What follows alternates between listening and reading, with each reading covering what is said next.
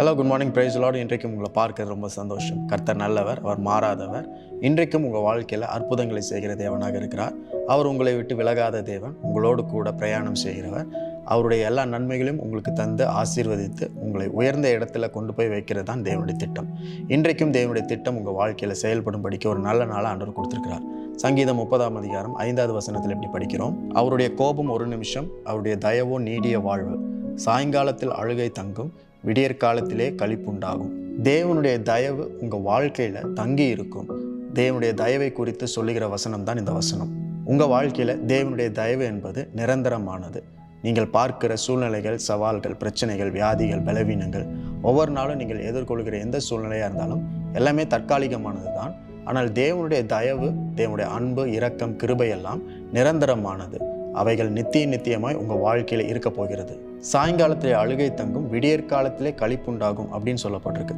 விடியற் காலம் அப்படின்னு சொல்லும்பொழுது ஒவ்வொரு புதிய நாள் உதிக்கிற அந்த காரியத்தை சொல்லுகிறது. அப்போ ஒவ்வொரு நாளும் புதிய நாள் உதிக்கும் பொழுது, புதிய தினத்தை நீங்கள் பார்க்கும் பொழுது தேவனுடைய களிப்பு, சந்தோஷம், மகிழ்ச்சி, அவருடைய தயவு, இரக்கம், கிருபை இவைகள் எல்லாம் உங்கள் வாழ்க்கையில் உண்டாகும். என்னதான் சாயங்காலம் வரைக்கும் ஒரு பிரச்சனையை நம்ம பார்த்துட்டு இருந்தாலும் புதிய நாள் ஒன்று வருகிறது அப்படின்ற எண்ணம் நம்மளுக்குள்ளே இருக்கும் பொழுது அந்த இடத்துல தேவனுடைய கிருபையும் அளவில்லாத அவருடைய தயவும் உங்கள் வாழ்க்கையில் தங்கி இருக்கும் என்ற அர்த்தம். இந்த வசனத்தில் ஒரு கம்பேரிஷன் சொல்லப்பட்டிருக்கு, ஒரு ஒப்பிடுதல் சொல்லப்பட்டிருக்கு. தேவனுடைய கோபம் ஒரு நிமிஷம், ஆனால் அவருடைய தயவோ நீடிய வாழ்வு அப்படின்னு சொல்லப்பட்டிருக்கு. ஒரு நிமிஷம், அந்த வார்த்தை ஆங்கிலத்தில் ஒன் மோமெண்ட், ஒரு வினாடி அப்படின்னு சொல்லப்பட்டிருக்கு. அப்போ பார்த்தீங்கன்னா தேவனுடைய தயவு எவ்வளோ பெரியது அப்படின்னு சொல்கிறதுக்காக இந்த கம்பேரிஷன் சொல்லப்பட்டிருக்கு.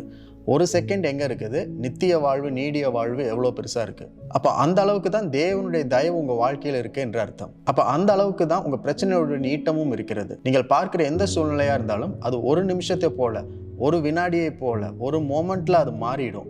ஆனால் தேவனுடைய நன்மையும் கிருபையும் அவருடைய தயவும் எப்படிப்பட்டதுன்னா அவைகள் நித்திய வாழ்வு எவ்வளோ பெருசு இருக்கோ அவ்வளோ பெரியது, அவ்வளோ வல்லமை உள்ளது, அவ்வளோ சக்தி வாய்ந்தது அப்படின்னு சொல்லியிருக்கிறார் ஆண்டவர். அப்போ நீங்களும் நானும் என்ன செய்யணும் அப்படின்னா, நம்முடைய வாழ்க்கையில் இருக்கிற அதிகமான நேரத்தை இந்த தற்காலிகமாக இருக்கிற பிரச்சனைகளுக்கும் இந்த சூழ்நிலைகளுக்கும் எப்போ இதெல்லாம் மாறும், எப்போ நம்மளுக்கு நல்ல நிலைமை வரும், எப்போ இந்த வியாதியெல்லாம் மாறும், பலவீனங்கள்லாம் மாறும் அப்படின்னு சொல்லி நம்மளுடைய நெகட்டிவ் ஆஸ்பெக்ட்ஸில் நம்மளுக்கு இருக்கிற சூழ்நிலைகள், பிரச்சனைகள் மேலேயே அதிக நேரத்தை நாம் செலவிடக்கூடாது.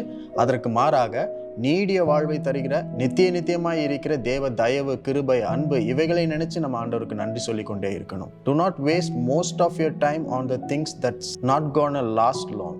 நீண்ட நாள் இருக்க போகாத பிரச்சனைகளுக்கு நீண்ட நேரத்தை நீங்கள் செலவிட வேண்டாம். அதை நினைத்து நீங்கள் கவலைப்பட வேண்டாம். அதை நினைத்து நீங்கள் புலம்ப வேண்டாம். என்றென்றும் இருக்க போகிற தேவ தயவை நினைத்து நீங்கள் நன்றி சொல்லி ஸ்தோத்திரியுங்கள். Though the sorrow may last for the night, but joy comes with the morning. சாயங்காலத்திலே அழுகை தங்கி இருந்தாலும் காலை வரும்பொழுது, புதிய நாள் வரும்பொழுது அந்த நாளோடு கூட தேவ தயவும் மகிழ்ச்சியும் உங்களுக்கு சேர்ந்து வரும். இன்றைக்கும் அப்படிப்பட்ட ஒரு நல்ல நாள் தான் ஆண்டவர் உங்களுக்கு கொடுத்திருக்கிறார். புதிய நாளில் புதிய தயவையும் கிருபையும் புதிய ஆரம்பங்களையும் துவக்கங்களையும் ஆல்ரெடி உங்கள் வாழ்க்கையில் இந்த நாள் தொடங்கும் பொழுதே ஸ்டார்ட் பண்ணிட்டார்.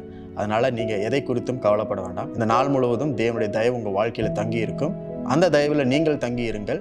தேவனுடைய இளைப்பாறுதலை பாருங்கள், நன்மையை பாருங்கள். இந்த நாளிலும் தேவனை துதிப்பதற்கு ஒரு சிறந்த வாய்ப்பை உங்களுக்கு கொடுத்திருக்கிறார். அதை பயன்படுத்திக் கொள்ளுங்கள். God bless you all.